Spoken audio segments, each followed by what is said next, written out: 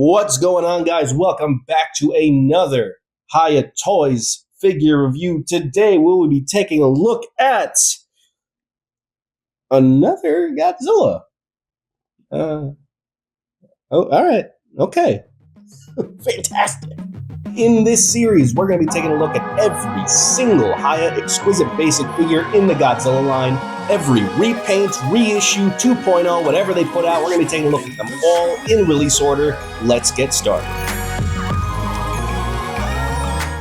Okay, here we go again. This is, once again, a through and through repaint of the King of the Monsters mold we took a look at a few videos ago. Now, just like the heat ray version, oh my God. Now, just like the heat ray Godzilla we took a look at last video, there is no point in doing sculpted detail first. The paint job speaks for itself. And holy crap, have Hiya outdone themselves once again with the paint. This flaming hot Cheeto looks incredible.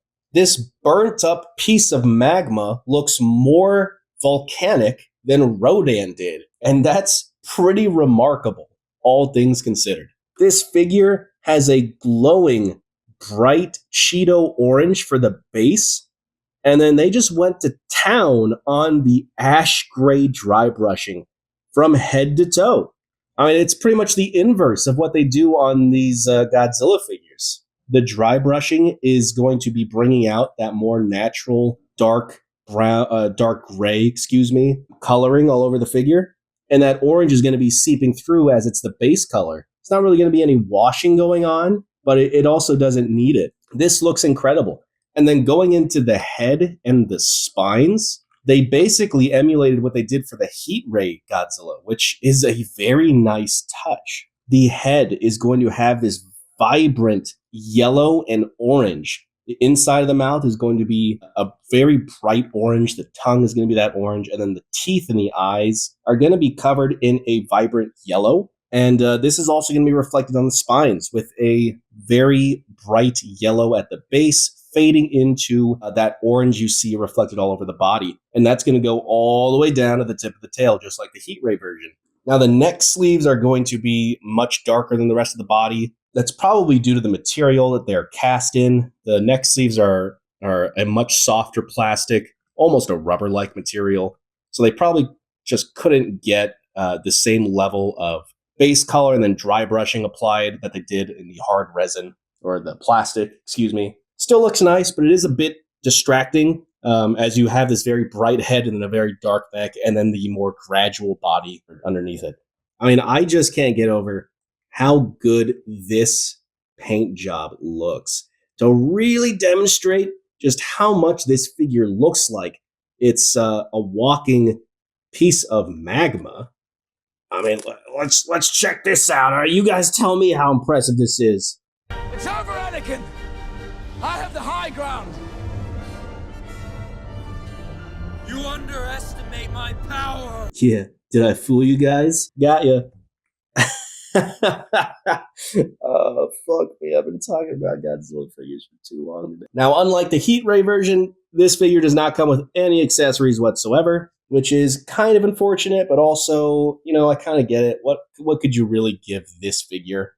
Okay. Articulation. Once more from the top. Let's go. The jaw is on a hinge disguised by the sculpt. Very cool. Tongue is on a hinge. Very cool. Head is on a ball joint. It is going to be a single... Get the fuck off. It's going to be a single barbell joint, just like all the other Godzillas of this generation. So it can look down that far, it can look up that far, it can look side to side about that far. The shoulders are on ball joints, they can go up that far, they can swivel all the way around. The elbows are on hinges, they can go out that far, they can bend about that far, and they can swivel. The wrists are on ball joints. The waist is on a ball joint that can't do anything, and it can swivel all the way around.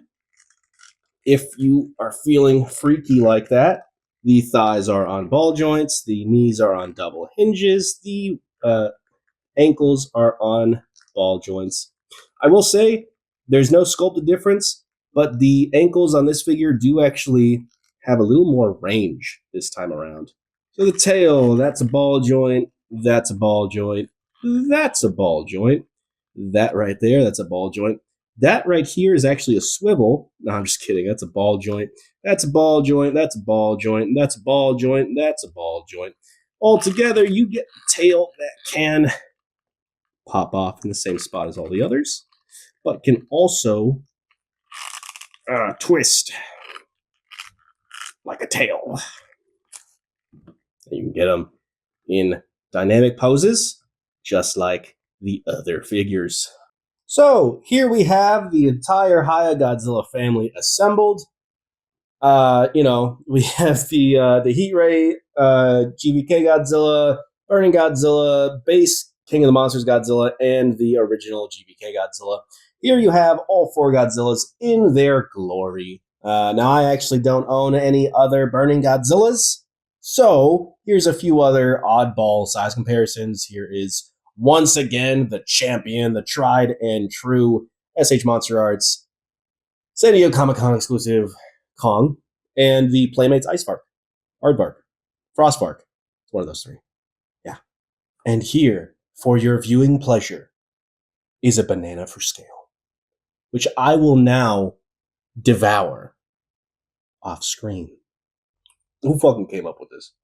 Whose idea was it that we do banana for scales and then eat a damn banana? Why? Why am I doing this? I'm not even gonna edit this part out. You sick freaks. If you're still watching this, you just get to eat me. Eat me? No, you get to listen to me. Eat a banana. Comment down below what your favorite way to enjoy banana is. You just raw dog it. Banana split, maybe. Dip that bitch in some chocolate. I don't know. What's your preferred way to eat a banana? Let me know. Tell me in the comments. So, in conclusion, if you are in the market for a Burning Godzilla from Godzilla King of the Monsters from Hiya Toys, this is pretty much your only option, with a small asterisk, which we will get into in a later video. But as for this figure on its own, yes, this is a really good looking Burning Godzilla. Unfortunately, I don't have any other Burning Godzillas to compare this to, so I could demonstrate the differences. I used to own the Monster Arts Burning Godzilla, and that figure was decent.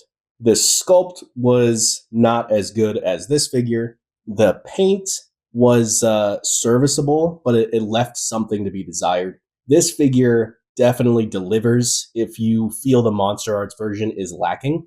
And I definitely feel that this figure delivers if you're not a fan of what NECA had to offer. I do enjoy some of their figures, but I just was never a fan of how that NECA Burning Godzilla shaped up to be. And this figure does scratch that itch if you're in the need for a Burning Godzilla. That being said, this is now the fourth Godzilla, Monsterverse Godzilla, that we've gotten from Hiya Toys.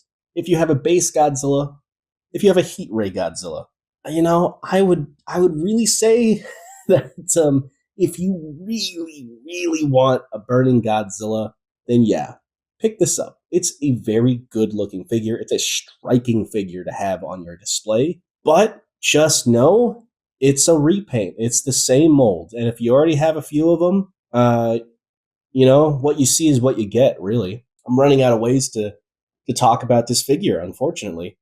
It's a good figure, but I'm getting a little tired of it. Getting just a little tired of it. But this has been my look at Burning Godzilla. Thank you all for joining me. And until next time, guys, see you.